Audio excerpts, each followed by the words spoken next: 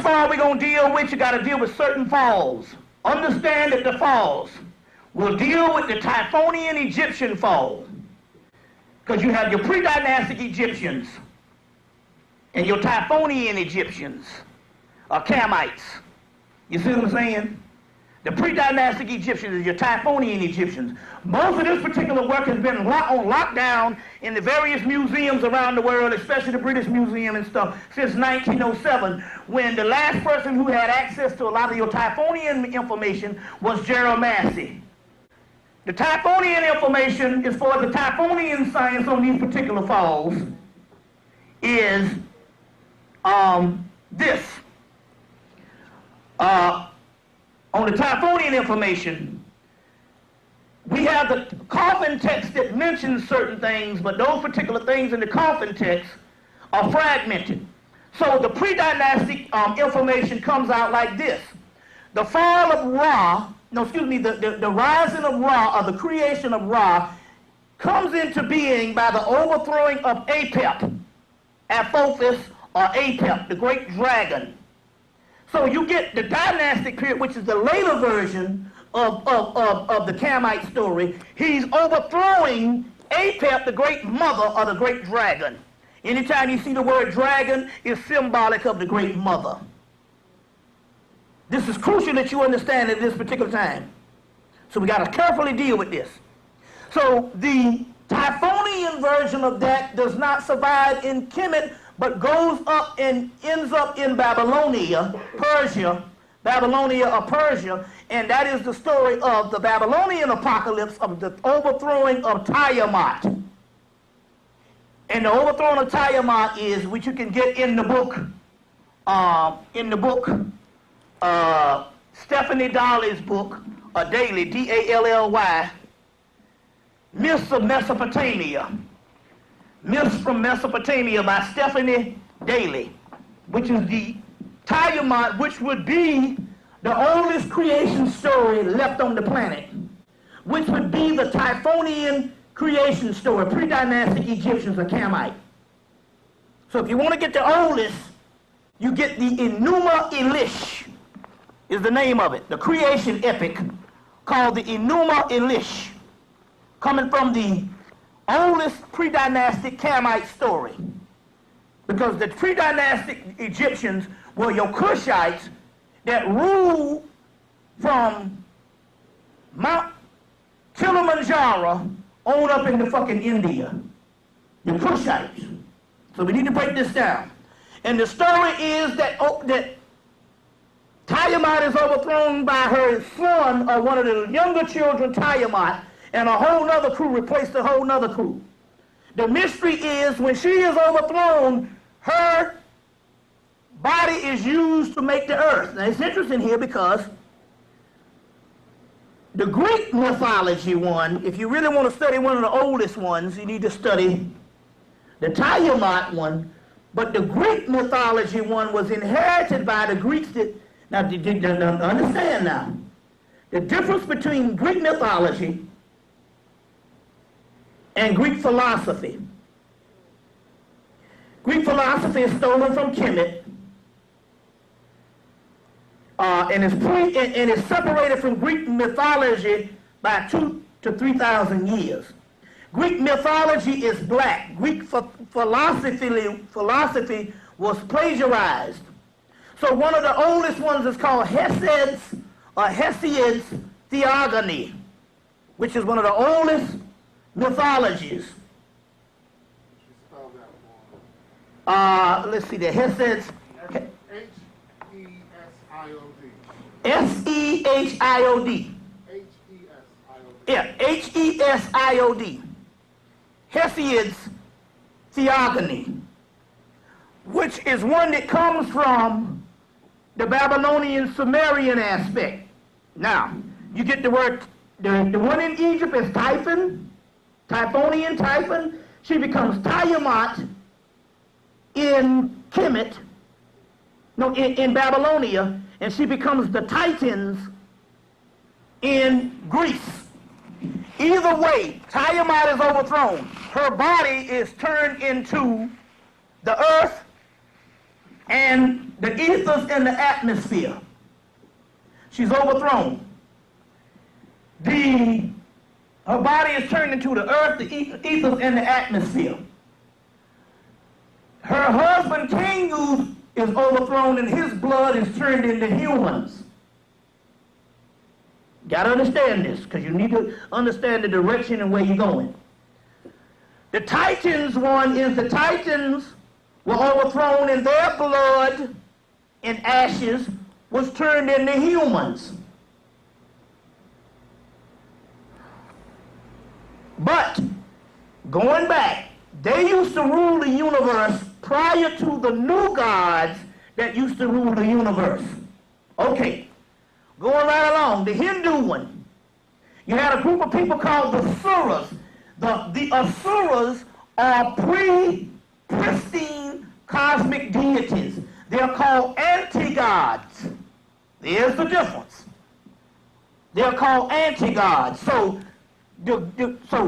our world is built off of several of the primal worlds that preceded creation. So you hear the word the creator, but that ain't shit. Fuck the goddamn creator.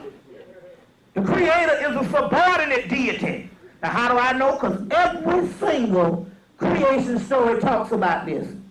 Including the Hebrew, they talk about the same thing, but they talk about it in the Kabbalistic aspect. The creator is a subordinate entity. You see, now, in the Asuras was a pristine deity that used to rule the omniverse of the universe prior to the Devas. The Devas overtook the Asuras, and they got the dibs on the earth and everything down here, and the Asuras became demons. The Tiamat's realm became demons. The Titans became demons, which just means hidden forces. Hidden forces. So you got, okay, then you have your Gnostic fall, where you had a subordinate creator that took over the universe as an abortion from the Great Mother, came down and set up this particular universe, and then trapped our souls here. But our souls have these particles of light which represented the universe before the subordinate deity took over. So in so many words, we are higher than the gods that we worship. Now, understand what's going on here. You don't understand shit. You got to understand this. Try to understand. This is very important if you're going to try to raise the fuck up. Because you're going to find out the only way you're going to do this shit is by your damn self. Time out. The book of law say the gods of men are but fools. We will do this particular thing. We will have this and this. Both of these represent two principalities. Two principalities. This principality is the seraphonic realm that rules now. This principality is the cherubonic realm. The cherubs. They are the fallen entities. I done heard this before, because I heard somebody recently talk about, I don't want to be one of them fallen spirits. Guess who the fallen spirits are? Your black ass. You are the Titans. You are the Asuras. You are the Titans, the Typhons. You are the Leviathans.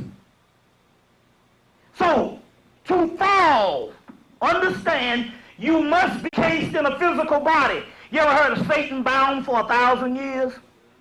Metaphysically, the physical body is the only thing that entraps the soul. So, but the mere fact that we have physical bodies, but we used to be gods, means that was a fallen state. They tell you that in Manetho's history.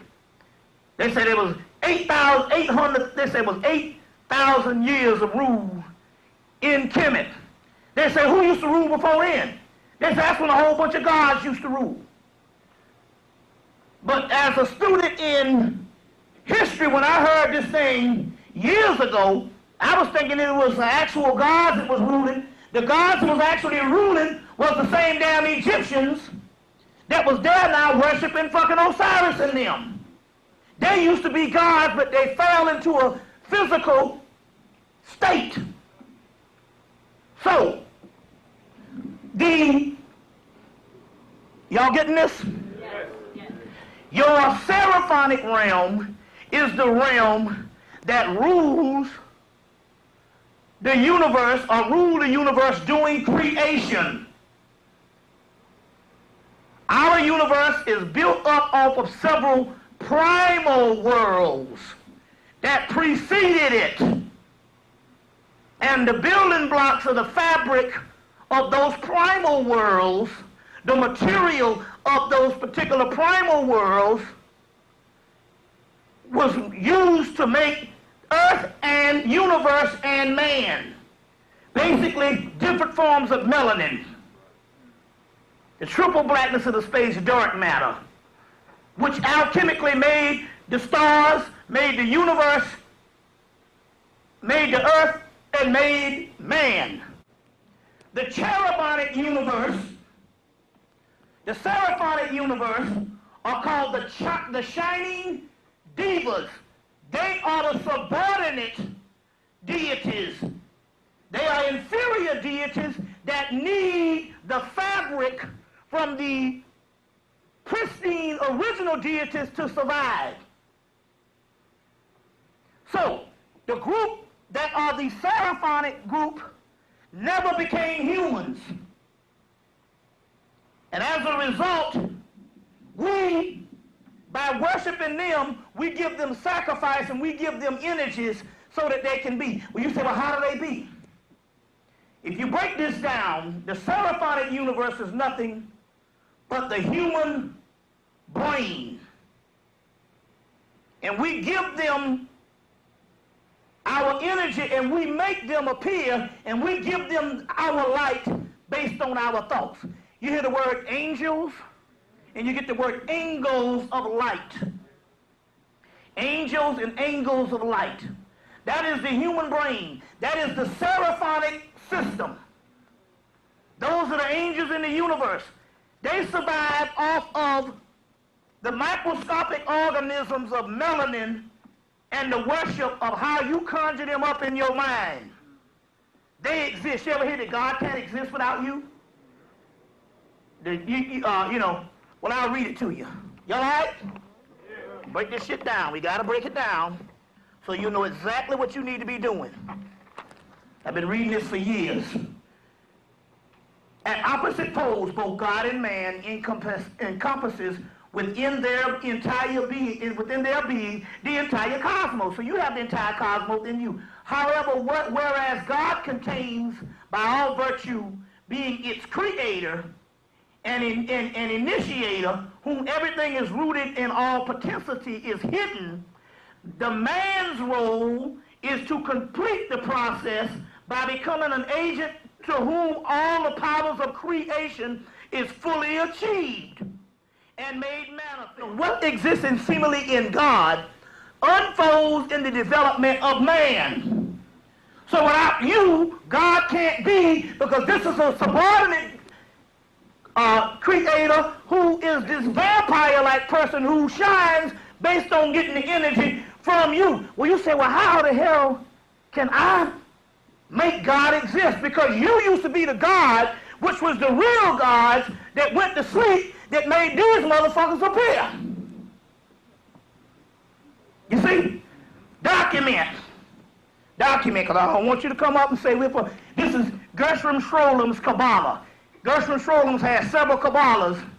This is documentation, is Gershom Schrollum's Kabbalah. He's got one Kabbalah, page 152. There's your documentation, goddammit. There you have it. Once you document, you ain't got to sit up here and bullshit with the rest of these old punk-ass cult leaders giving you some... Man thinketh, never physically but spiritually. Physically ain't had no father, so still smarter. Trials and tribulations water, now my soul in order. introduced when spiritual systems break down.